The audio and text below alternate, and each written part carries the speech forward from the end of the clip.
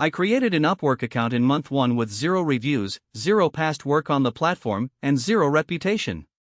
By month 4 I was making $5,000 a month. Not by luck. Not from a huge social following. 3 specific moves separated me from every other new freelancer competing for the same work. I'm going to walk you through exactly what those were. Welcome back. This isn't a freelancing is amazing motivation video. It's a tactical breakdown of what actually worked on Upwork in 2026 from someone who was a complete beginner to the platform less than 5 months ago. We're covering the niche decision, the profile optimization that turned into interview invites, the proposal formula, and how I converted for one-time clients into retainers. Let's go. The single biggest mistake new Upwork freelancers make is building a generalist profile. I do writing, social media, data entry, email marketing, web research.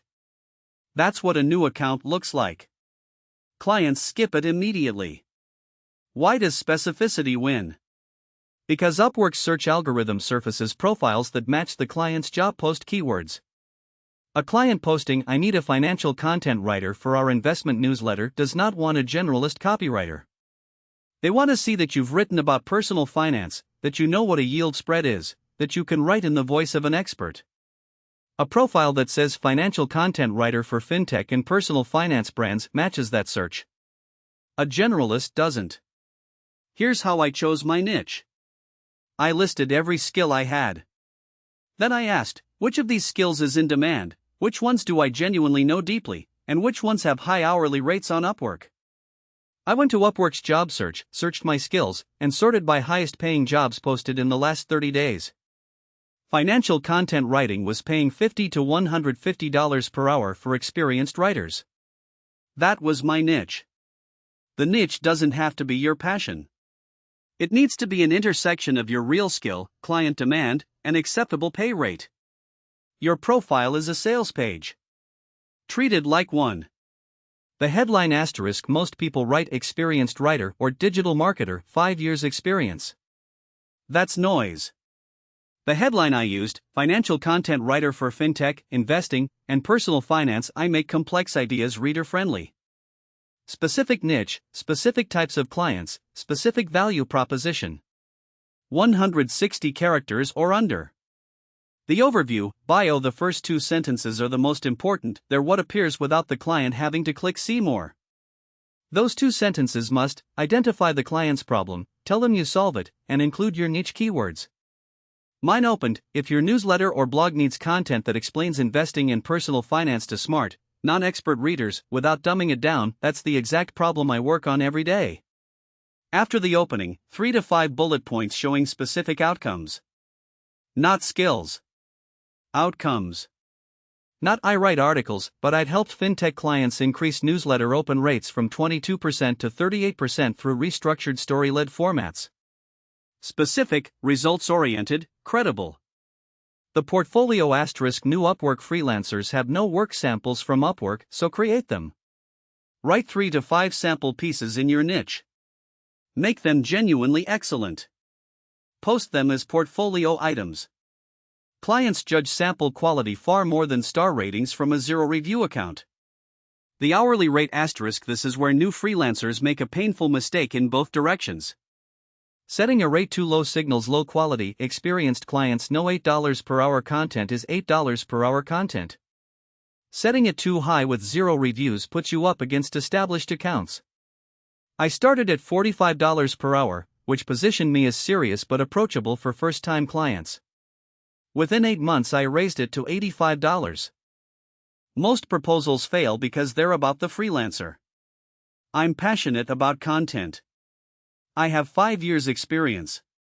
My rate is $X. The client doesn't care. They posted a job because they have a problem. Your proposal needs to acknowledge the problem and demonstrate that you understand it before offering your solution.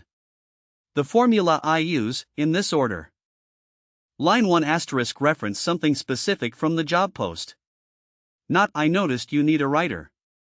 Something specific. You mentioned wanting articles that explain options trading without alienating readers who aren't yet traders. That's a specific voice challenge, and it's one I enjoy.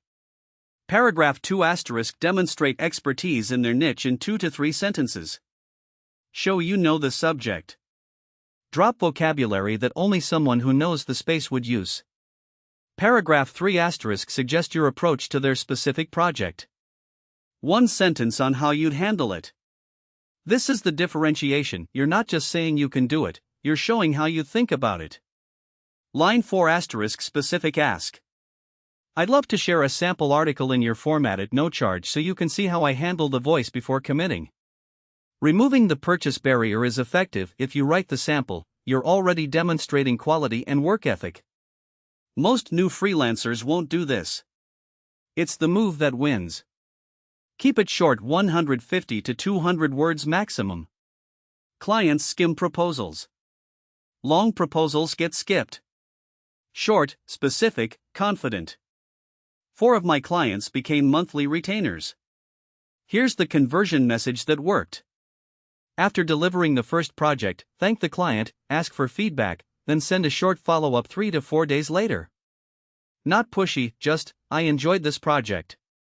If you're planning regular content on similar topics, I'd be interested in discussing a retainer arrangement, which typically gives you a guaranteed monthly capacity at a rate 10 to 15% below my standard rate.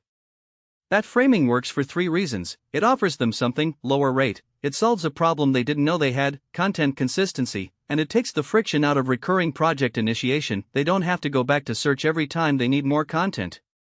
Of the 12 clients I worked with in months 1 to 4, I sent the retainer message to 8 and converted 4. That 50% rate isn't a magic number, it reflects that I was selective about who I sent it to, targeting clients who had recurring content needs and who were happy with the first project. At $5,000 per month by month 4, approximately $2,800 came from 4 active retainers averaging $700 per month each. The remaining $2,200 came from new project one-offs. Month 1, $0. I sent 15 proposals. I got 3 responses, 1 interview, no contracts. My proposals were too generic, my profile wasn't specific enough, and I quoted a rate that was inconsistently positioned. Month 2, $310. My first 2 contracts. Small projects, flat fees, not great hourly rates, but I got my first 2 5-star reviews. Month 3, $1,240. The reviews started converting more proposals. I narrowed my niche further after month 2. Month 4, $5,080. For retainers active, 2 new projects. The jump from month 3 to month 4 was not random. It was specifically the retainer conversion that drove it. New one-off clients take effort to acquire. Retained clients require 0 acquisition cost once established. What I'd do differently, I'd have niched down from day 1 and I'd have sent the retainer conversion message to my very first client immediately rather than waiting until month 3. 3 moves, niche profile, proposal that addresses the client's problem first, and retainer conversion after project 1. Those 3 made month 4 a $5,000 month. The Upwork link and the Fiverr alternative link are both in the description if you want to sign up. I've also linked a free proposal template you can customize to your niche. It's the structure I use, formatted as a Google document. No email required. Subscribe for 2 videos a day. And comment with 1 question. What skill do you have that you'd consider freelancing with? I'll tell you whether I think it's a viable Upwork niche.